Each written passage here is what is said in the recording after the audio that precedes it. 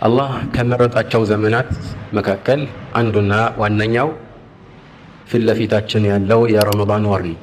ይህንን ወር ሰዎች በመልካም ጎዳና ላይ እንዲሽቀዳደሙና ኢማናቸውን እንዲያጠናክሩ ከዚህ በፊት ያጓደሉትን እንዲያሟሉ ማካካሻ አድርጎ ደንግጎታል። ففي الصحيحين من حديث أبي هريرة أن النبي صلى الله عليه وعلى آله وسلم قال رمضان بمتى ጊዜ የጀነት በሮች ይከፈታሉ፣ የጀሃነም በሮች ይዘጋሉ፣ ሸይጣኖችም በሰንሰለት ይጠፈራሉ አለ።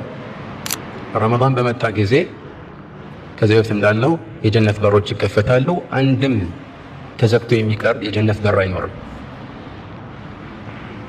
እንደዚሁም የጀሃነም በሮች ይዘጋሉ፣ አንድም ተከፍቶ የሚቀር የጀሃነም በር የለም።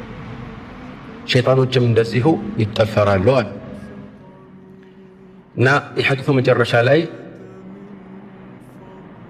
አላህ ስብሓነሁ ወተዓላ በየቀኑ ማለትም በረመዳን ዕለቶች ሁሉ ነፃ የሚያወጣቸው ከእሳት ነጃ የሚያደርጋቸው ሰዎች አሉ እና ያ ደግሞ ወዛሊከ ኩለ ለይላ ሁሉም ሌሊት ነው።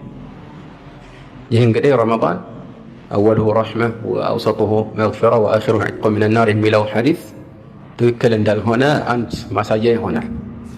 ማለት ከሰነድ አንጻር ትክክለኛ ዘገባ የለውም። ምንም እንኳን ወደ ትክክለኛ መልእክቶች ልንመልስባቸው የምንችልባቸው ማብራሪያዎች ቢኖሩትም